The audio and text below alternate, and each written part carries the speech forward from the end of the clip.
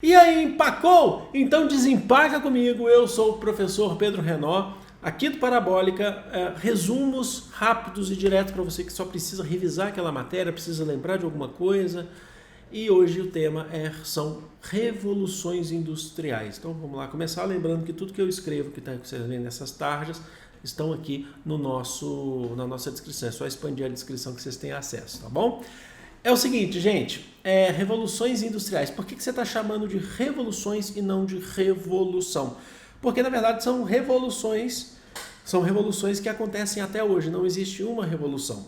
Para a história, algumas outras áreas do conhecimento ou de tecnologia definem que a gente tem até mais. Mas para a história, estamos aí na nossa terceira revolução. E a gente vai passar por elas aqui agora. E são transformações dentro da sociedade capitalista. O capitalismo ele vai se desenvolvendo de outras maneiras a partir do século XVIII e isso afeta a vida das pessoas. A gente passa a viver de outra forma. Por isso que é a revolução, ou revoluções, transformações. A primeira revolução acontece lá no século XVIII e vai até em meados aí do século XIX e ela é característica principalmente por quase uma exclusividade da Inglaterra.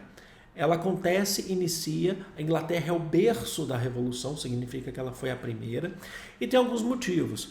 Ela vai ter muitas minas de carvão, o que vai ser o responsável aí pela primeira fonte energética da Revolução, né, para poder mexer principalmente nas máquinas, quando as máquinas deixarem de ser mais manuais e passam a ser agora máquinas mesmo, a maquinofatura, né?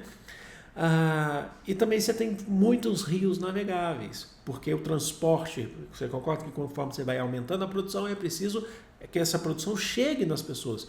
Então o transporte é muito importante e a primeira grande via vai ser através dos rios, né, de navios. E outro motivo é porque a Inglaterra tinha dinheiro para investir. Algo que ela tinha feito lá no século XVII, que é o chamado Ato de Navegação durante a Revolução Puritana Inglesa, do governo de Oliver Cromwell. Lá atrás, a Inglaterra tinha definido que no mundo todo o comércio transatlântico, todo o transporte transatlântico de mercadoria entre o novo mundo, o velho mundo, que é a América, e o novo mundo, seriam feitos por navios ingleses. Ela investiu na sua indústria náutica. Comprou uma guerra, inclusive, com a Holanda, que fazia esse serviço também. E ela conseguiu juntar capitais. Juntando esses capitais, ela tinha dinheiro para investir numa nova forma de capitalismo. Começou a investir em dinheiro nas indústrias. Então, a Inglaterra está aí para isso. Agora, como outras características, além de ser na Inglaterra, nós temos as primeiras indústrias, que são têxteis, o surgimento das primeiras indústrias têxteis.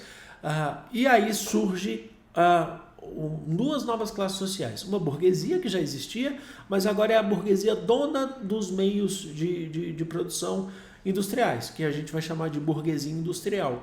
E a classe trabalhadora a gente também pode chamar de proletariado. O proletário vai trabalhar, vai viver do trabalho, recebendo um salário nessas indústrias, dependendo aí dos acordos, dos salários e das horas trabalhadas aí da carga horária que são impostas pelos seus patrões, pela burguesia industrial. E não era fácil. Eram geralmente 14 horas de trabalho diário ininterrupto. Você tinha trabalho infantil, as mulheres ganhavam muito menos. E porque não existia legislação trabalhista. Não falava que criança não podia trabalhar. Não existia. Era assim, era a indústria e o trabalhador. Era o patrão e o trabalhador. E aí estava posta aí a condição. Eu não quero viver disso. Então, como é que você vai se inserir nessa sociedade que está se transformando de maneira rápida? E aí era cruel. No século XIX, a gente já parte para a segunda revolução industrial. Pega século XIX, meados ali também do século XX. Como característica, a Revolução Industrial se espalha para outros países. Primeiro na Europa, como a Bélgica, foi o primeiro país a receber a Revolução Industrial pós-Inglaterra. Depois França, chega na América, nos Estados Unidos, vai para o Japão também, espalha. A Revolução Industrial se espalha para outros países. Tendo como características, nessa segunda fase, novas matrizes energéticas. Então o petróleo aí nessa segunda fase ele se torna uma realidade, novas indústrias também como a automobilística e assim a vida das pessoas vai se transformando ao longo do tempo também, certo? Uma relação de dependência também, certo? E aí você tem também como característica, principalmente quando a gente fala lá surgindo no século XIX, o neocolonialismo. Os países grandes, superindustrializados, passam a impor esse modelo para países mais pobres, mas que principalmente para arrecadar, tirar a matéria-prima desses países mais pobres e conseguir mão de obra mais barata. É o que a gente vai chamar de neocolonialismo ou também imperialismo.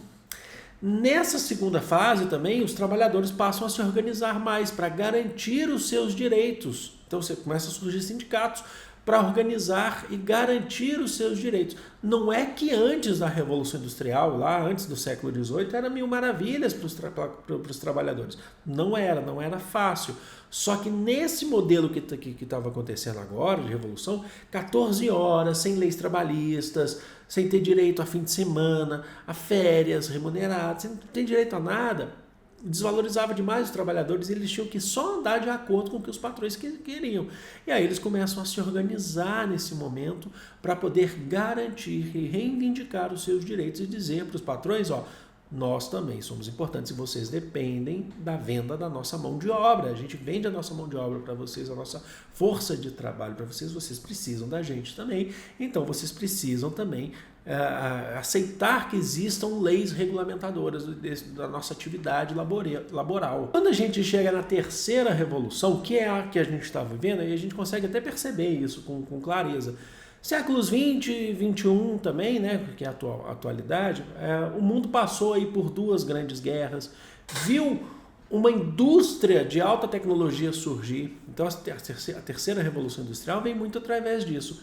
Uma indústria de alta tecnologia, eletrônicos, informática, farmacêutica, comunicações.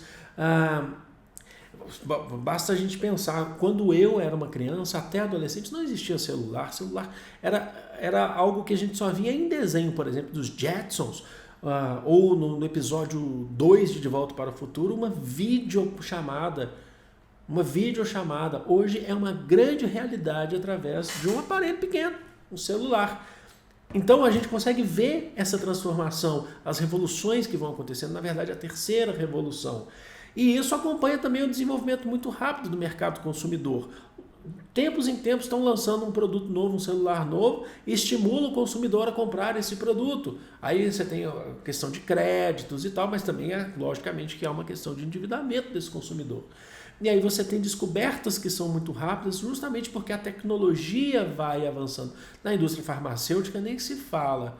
Então tá aí para vocês as 3 revoluções industriais aí que entendo que são transformações e que mudam a vida das pessoas, mudam as nossas vidas. Espero que vocês tenham curtido, espero que vocês tenham gostado. Amo vocês de coração. Um grande beijo. Fui!